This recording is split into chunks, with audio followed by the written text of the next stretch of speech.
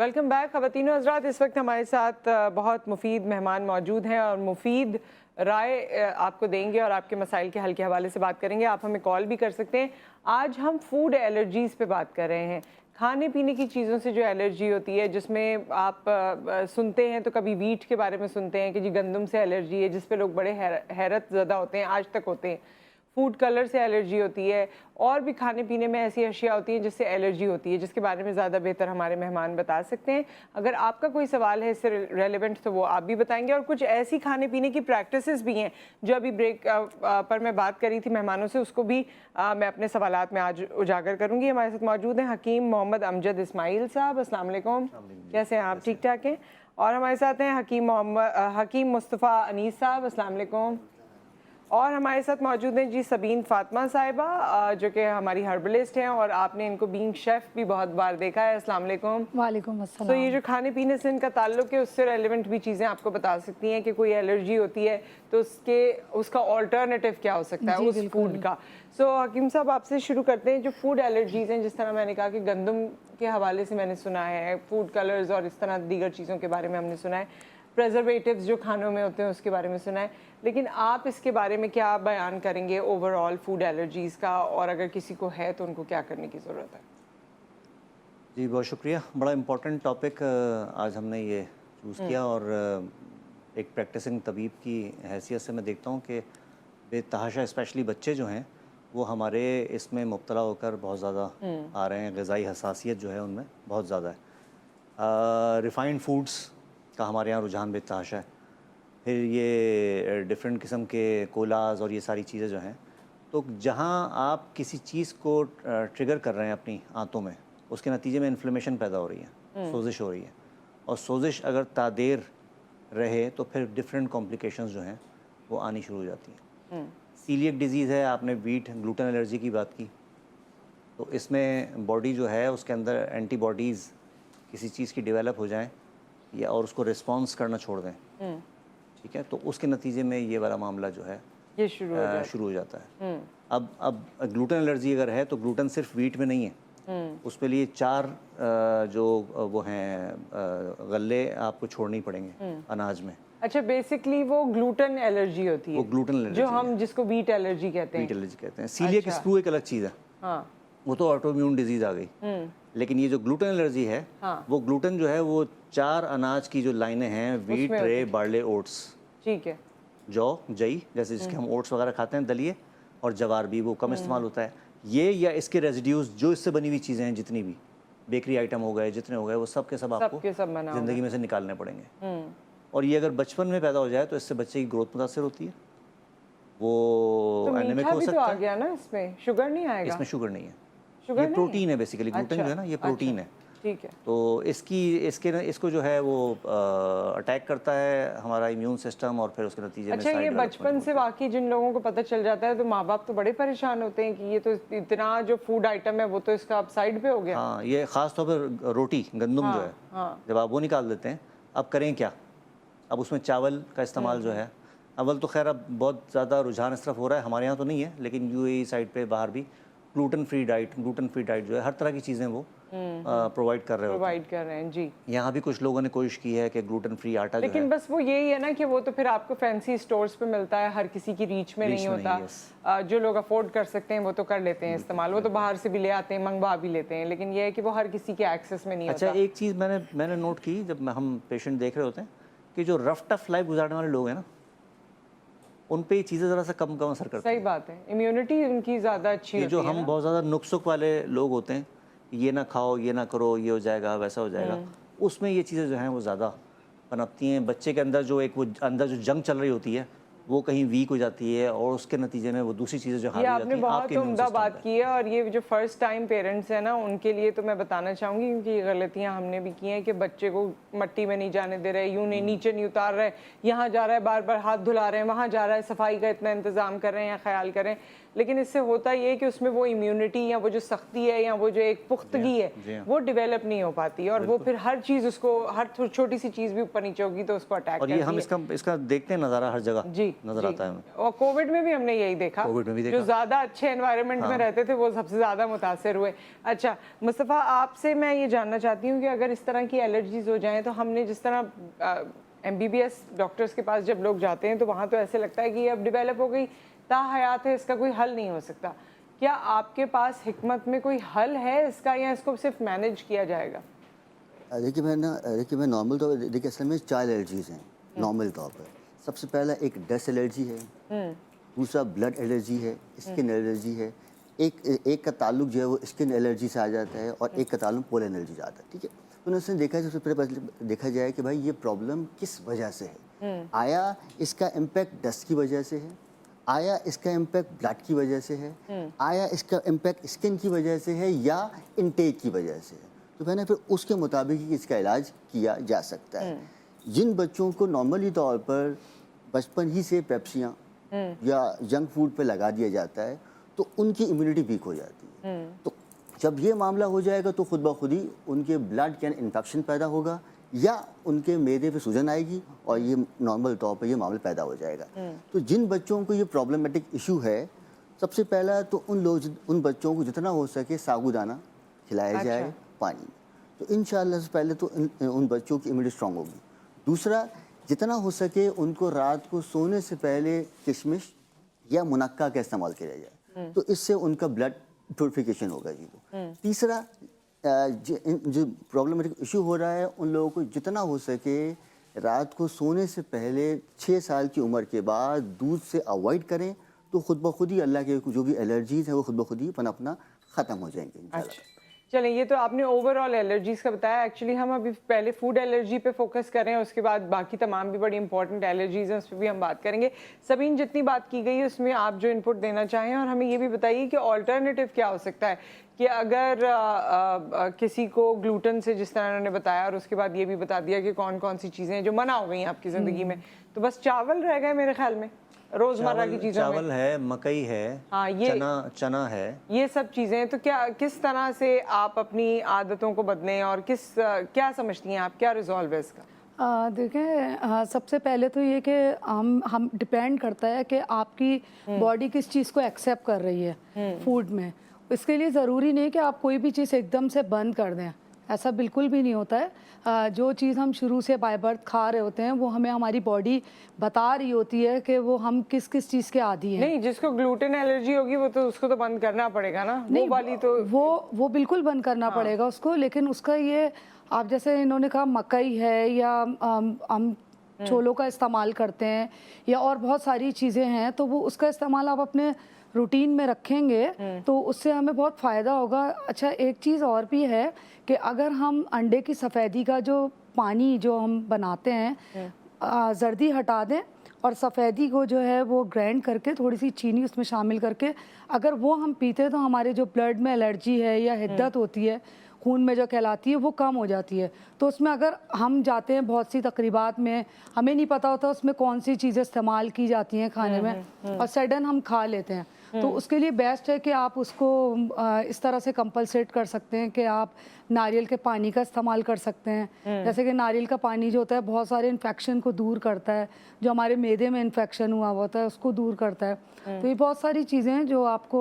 अच्छा, ये हमारे पास चीज़ें तो बहुत सारी हैं, हम तो गूगल करते हैं, वहाँ पर हमारे पास पूरी लिस्ट निकल आ जाती है कि ये कर लें, ये कर लें, ये कर लें, लेकिन ऑब्वियसली कुछ चीज़ें हैं जो हमें इस्तेफादा कर सकती हैं और कुछ चीज़ें हैं जो सिर्फ वैसी बात करने के लिए हैं। तो इसमें रिजॉल्व, मैंने इन लोगों से पूछा, रिजॉल्व आप क्या बताते हैं, क्या रिजॉल्व है इसका, मसले का कोई हल है या नहीं?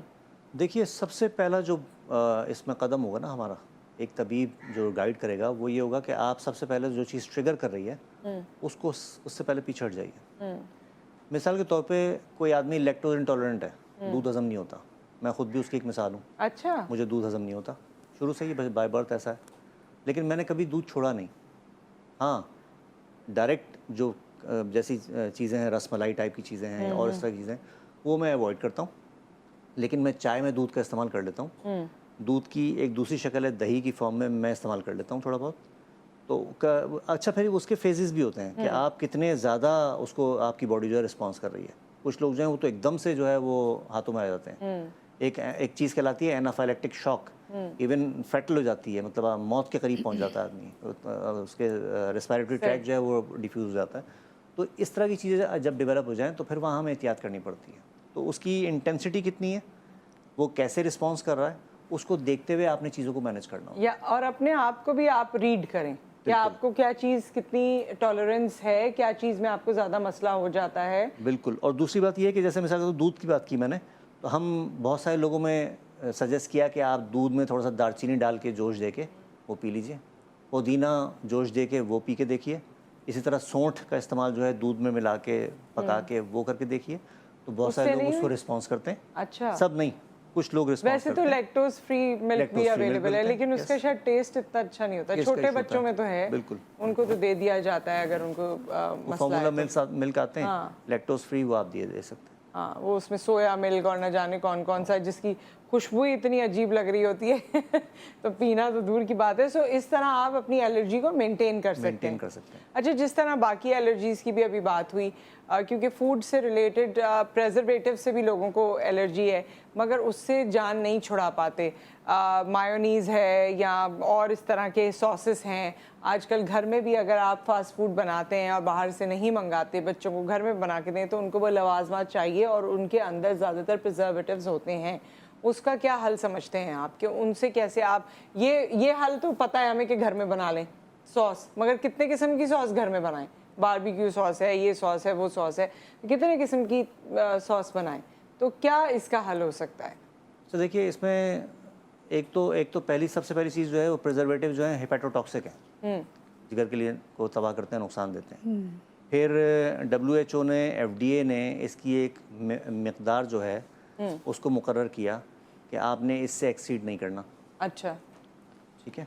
ये जिससे ये प्लास्टिक के हमारे बर्तन बन रहे होते हैं, मेलामाइन कहलाता है वो, ये दूध गाढ़ा करने के लिए इस्तेमाल होता है। ओह माय गॉड, अच्छा। लेकिन इसकी एक मिकदार मुकर्रर है, अब आप उससे एक्सीड करेंगे वो नुकसान देगा। ऐसे ही और बहुत सारे प्रिजर्वेटिव्स हैं दूध में हम डाल रहे होते हैं, तो जब आप उससे एक्सीड करेंगे तो वहाँ प्रॉब्लम्स आनी शुरू हो जाती हैं। ठीक। तो कोशिश कीजिए कि उसके अंदर रहिए, और जो मैं अपने पेशेंट को सजेस्ट करता हूँ कि अपनी ज़िंदगी जो है वो देहाती स्टाइल में कर लो।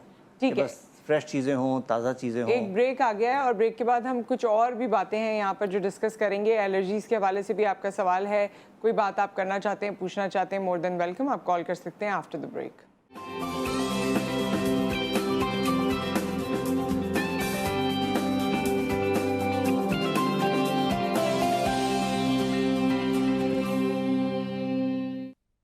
Welcome back. और हमारे मेहमान हमारे साथ मौजूद हैं। अब हमें हुमैरा नाज साहिबा ने भी ज्वाइन किया है। अस्सलाम वालेकुम। वालेकुम अस्सलाम। कैसी हैं आप? ठीक ठाक, अल्हम्दुलिल्लाह। फूड एलर्जीज पे हम बात कर रहे थे। वैसे हम लोग ब्रेक में क्योंकि और बहुत सारी बातें कर लेते हैं, तो हम सोचते हैं वो भी आपको बता देंगे कि जो इम्पोर्टेंट है।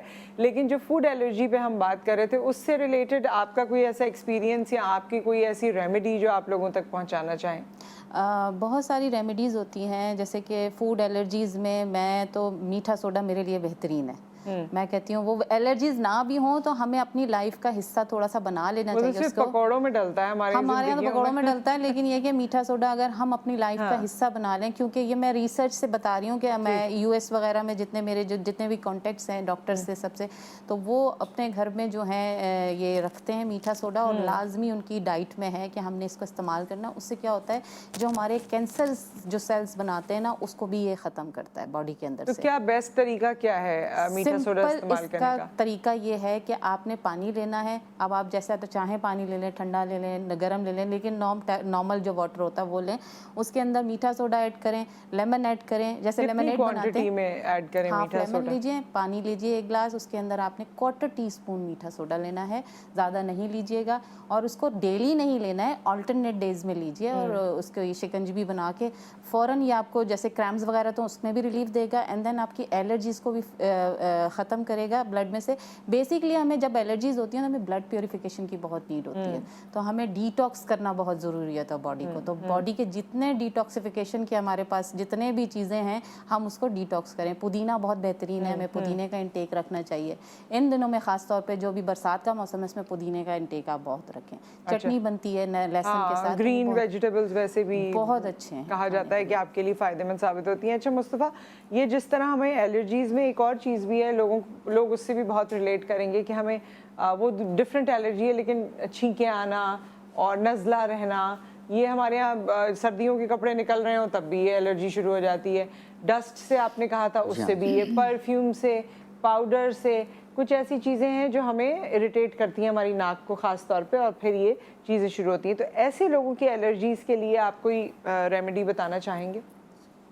देखिए बहन, असल में इस पर भी डिपेंड करता है ना कि वो एलर्जी किस सेंस में है। कि डस्ट एलर्जी तो हो गई, लेकिन इसका इम्पैक्ट सबसे पहला तो ब्लड से है, दूसरा इसका ताल्लुक जो है वो आपकी नोज़ स्मेल से है, तीसरा इसका जो ताल्लुक है वो नोजिया से है, चौथा जो इसका ताल्लुक है वो गोश्त से है। नाक कभी कभार जो है वो नाक का गोश्त या हड्डी बढ़ जाती है। तो नसन पहले देखा जाए भाई किस वजह से ये प्रॉब्लम हो रही है, फिर उसका इलाज किया जाए, ठीक है।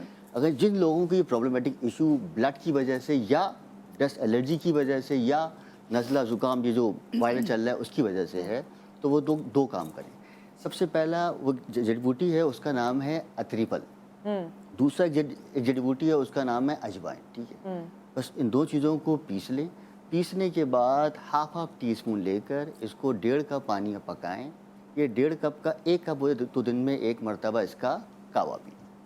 दूसरा, जिन लोगों का ये इम्पैक्ट नोज़ की वजह से है या नाक के गोश्त की वजह से है या अमूमी तौर पर टॉन्सिल ग्लैंड्स की वजह से है, तो वो 2 काम करें। सबसे पहला, सुबह और शाम अपनी नाक में और नाफ में ऑलिव ऑयल लगाइए, जैतून का तेल लगाइए। तो इससे क्या होगा कि ऑन द स्पॉट आपका नोज़ का और ब्रेन का एक कॉम्बिनेशन बनेगा। तो अंदर जो डस्ट या पॉल्यूशन वो खुद ब खुद निकलेगा, तो खुद ब खुद ही जो स्मेल वाला एलिमेंट है वो आना शुरू हो जाएगा। जो ऑन द स्पॉट बाहर जाते हैं कि छींके आना शुरू हो जाए, सर में दर्द शुरू हो जाता है, ये सब कम हो जाएगा। दूसरा, जो नाप है हमारी, इसका लिंक आपके जिस्म के हर वेन या टिश्यूज से है। अगर ये गीला हो गया तो आपकी बॉडी के अंदर प्रॉपरली तौर पर ब्लड बनेगा, ब्लड प्योरीफाई होगा और किसी भी एतबार से एलर्जी वाला एलिमेंट नहीं हो पाएगा। दूसरा काम, एक चटनी बना लें, उसमें 4 चीज़ें हैं, लहसुन, अदरक, अनारदाना, पुदीना, और चाहें तो इसमें शामिल कर लें काली मिर्च, और ये हर खाने के अंदर 1 टेबल स्पून तक खा लें, तो अल्लाह के हुक्म से इंशाअल्लाह ताला किसी भी एतबार से एलर्जीज वाला इम्पैक्ट ही आना ख़त्म हो जाएगा। अच्छा, ख़त्म हो जाएगा। सुम्मा ओके, इंशाअल्लाह ताला। अच्छा, क्या बात है। अच्छा, ये जिस तरह इन्होंने काफ़ी सारी इसमें बातें बताई, बड़ी इंपॉर्टेंट, आप कुछ ऐड ऑन करना चाहेंगे ऐसे लोगों के लिए? और ये जो नाफ वाली बात थी ना, नाफ में तेल लगाना, इस पे भी थोड़ी रोशनी डाल दें। हाँ, ये तो एक हकीकत है कि नशोनुमा जो है माँ के पेट में बच्चे की, वो उसी के ज़रिए से हो रही होती है। जी।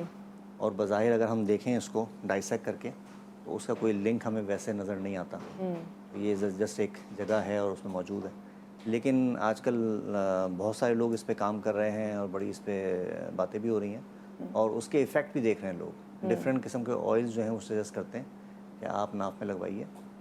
इवन मैंने अपनी वालदा से भी, जो उनकी जो नानी या दादी थी, वो इसकी प्रैक्टिस रखती थी और उनके बारे में वो कहते हैं कि उनके बाल जो हैं वो 90-95 साल की उम्र में भी काले थे। वाकई? क्या कौन सा ऑयल लगाती थी? कोई भी ऑयल, एक ऑयल, लुब्रिकेशन चाहिए। कॉलर हमारे साथ, अच्छा, ओके, कॉलर हमारे साथ है। अस्सलाम वालेकुम।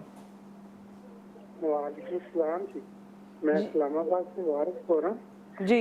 मुझे 1-2 प्रॉब्लम है कि जब मैं बाथरूम से गुस्ल करके बाहर निकलता हूँ या बाहर से आता हूँ तो ये छींकें आनी शुरू हो जाती हैं गर्मियों सर्दियों में। दूसरी बात यह है कि कुछ चीज़ें मैं खाता हूँ ना, तो मेरी चेस्ट में प्रॉब्लम होती है, दाने निकल आते हैं, 10-15 दिन पेन होता रहता है, फिर खुद बहुत ही ठीक हो जाता है।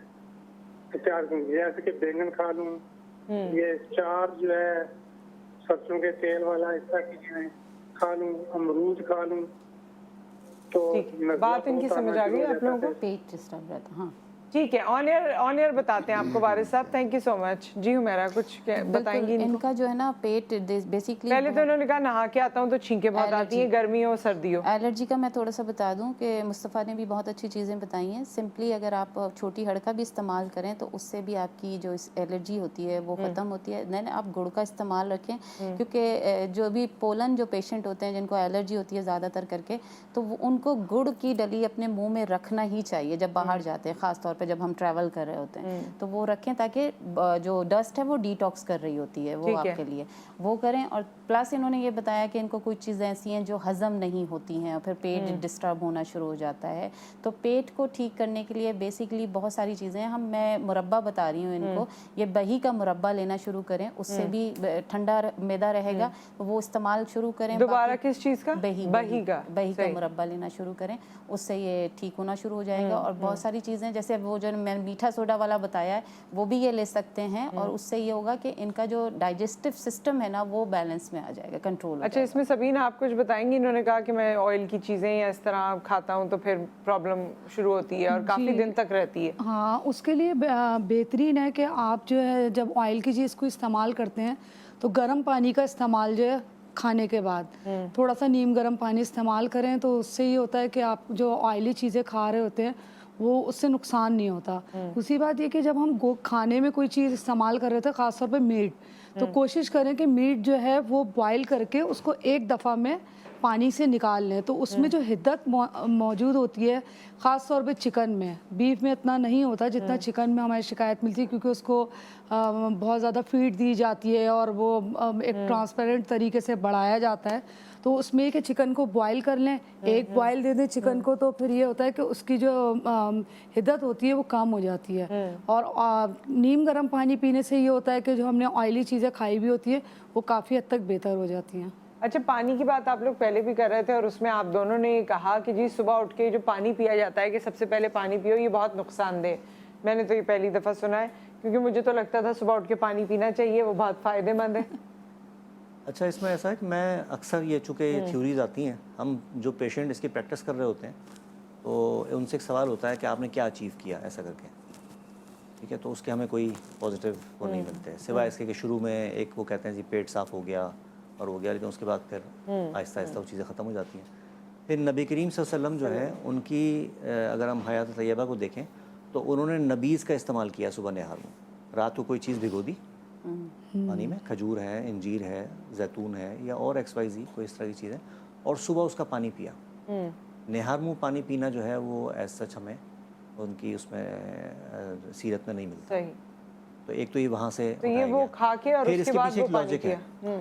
कि आपने रात खाना खाया 9 बजे 10 बजे, अब आप इतना लंबा एक टाइम है, आपका मैदा जो है वो सुबह खाली है। तमाम गैस्ट्रिक एंजाइम्स और जूसेस से भरपूर है। उस वक्त वो डिमांड करता है आपसे कोई अच्छी किस्म की मुरगन, कोई जैसे अच्छा जितने भी आप खाने आप देखेंगे सुबह नाश्ते में हमारे यहाँ बड़े सग़ीर में, उसमें क्या है, हलवा पूरी है, उसमें पाए हैं, उसमें निहारी निहार मुँह के हवाले से है, ठीक है। तो अब चूँकि हमने छोड़ दी, वो हम रात में इस्तेमाल करते हैं और फिर सो जाते हैं, तो ये हमारे यहाँ एक कॉन्सेप्ट हो गया कि हमने वो सब चीज़ें छोड़ दी और उसके तरफ, तो वो इसलिए थी सुबह कि हमारा मैदा जो है वो अपनी पूरी जोबन पर होता है, अपने एंजाइम्स और उसके हिसाब से, और उसके अंदर एक्सेप्टेंस होती है उन सी चीज़ों को एक्सेप्ट करने की। अच्छा, फिर HCl होता है मैदे में। अच्छा, इसको मजीद आप दोनों से सुनेंगे। एक ब्रेक आ गया है यहाँ पर, ब्रेक के बाद हम हाजिर होते हैं।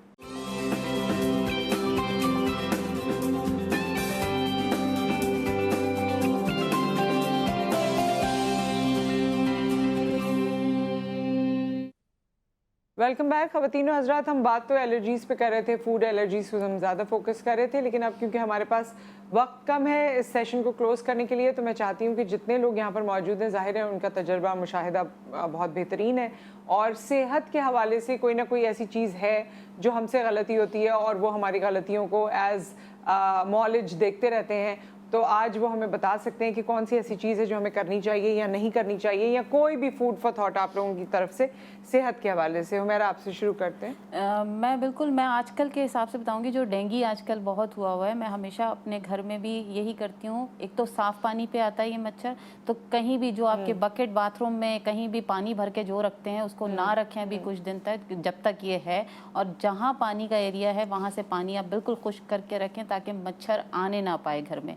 दूसरा चीज़ मैं ये बता दूं कि कोयला जला के आपने धुनी देनी है घर में। तेज़ पत्ता हर घर में मौजूद होता है, उस तेज़ पत्ते को आप उस पर डाल दीजिए गर्म कोयले पे जो दहकता हुआ है, उसका धुआं पूरे घर में फैला दें ताकि वो मच्छर आपके पास ना आएगा और जितने भी जो भी जर्म्स हैं वो भी ख़त्म हो जाएंगे और वो आपके लिए नुकसानदेह भी नहीं है। ठीक है, कोयले पे वो तेज पत्ता जो है तेज उसको पत्ते डाल की आप के। धुनी दीजिए घर में। अच्छा ठीक है जी। मुस्तफ़ा, आप कोई फूड फॉर थॉट बता दीजिए। देखिए मैं लेके जाऊंगा आप थोड़ा पीछे। देखिए नॉर्मली तौर टाइम हमारे पास अब कम है, जो पीछे issues ले है ना, जाइएगा, फौरन ले भी बहुत आइएगा। जल्दी ले जाते हैं, ठीक है। तो दरअसल जो है ना, अगर बंदा आजकल हम लोग खाना खा रहे हैं स्टील के बर्तनों में, तो कोशिश करें कि जो लोग खाना पकाएं वो पकाएं किसी मिट्टी के बर्तन में। मट्टी के बर्तन में। आजकल वापस अच्छा। आ रहा है ये वापस आ दूसरा रही चीज़ें जो इम्पैक्ट है, हम इस्तेमाल करते हैं देसी घी, सॉरी फैशन। हाँ ये ऑयल, Oil तो कोशिश use करें कि भाई ऑलिव ऑयल या ज़रमत इस्तेमाल किया जाए। तीसरा, जितना हो सके लाल मिर्च से अवॉइड करें और काली मिर्च का इस्तेमाल करें। और भाई हमारे यहाँ तो वो जो लोग हैं खाने, तो इसीलिए जिनकी मैंने जिंदगी कहा में कि ये लगता लेकर है आऊं, सिर्फ अगर खाना ये ही आपने है। कर लिया, इसीलिए तो पीछे जाते जा रहे हैं। ये मैंने कहा ये आपने कर लिया तो मैं दावा कर सकता हूँ कि अल्लाह को कोई बीमार नहीं होगा। एक काम और, एक मंगा उसमें प्रोग्राम का वक्त खत्म हो जाएगा, ज़ाफ़रान एक मंगा काम। लें। ज़ाफ़रान का एक बार लेकर दिन में जब मौका मिले तो एक गिलास दूध लगा उसको पी लें, इंशाल्लाह कभी भी जॉइंट्स पेन नहीं होगा। वाह जी हकीम साहब। जी बस जल्दी, आजकल जल्दी। के हालात और मसरूफियात को देखते हुए सबसे पहले अपना नाश्ता जो है बहुत हेल्दी और बहुत अच्छा कीजिए। उसके बाद फिर दोपहर का खाना जो है वो उसका 50% कर दीजिए और रात का खाना जो है वो उसका मज़ीद 25% कर दीजिए। और वक्त पे खा लीजिए। हम देखते हैं हम रमज़ान में बहुत बहुत परहेज़ी करते हैं, लेकिन हमारी हेल्थ जो है वो निस्बतन सिर्फ टाइम की मैनेजमेंट की वजह से सही। बहुत अच्छी रहती है। तो अगर ये चीज़ हम आम ज़िंदगी में भी इख्तियार कर लें तो हमें बहुत सारे मसाइल से जो ये है आप अभी छुटकारा भी होगा। कर रहे हैं लेकिन उल्टे तरीके से। इसको सीधा कर लें तो फिर ये हो जाएगा।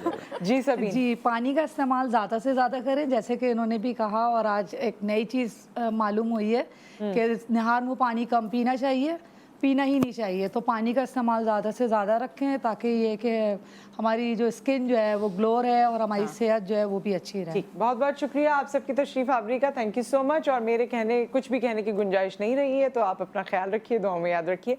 अल्लाह हाफ़िज़।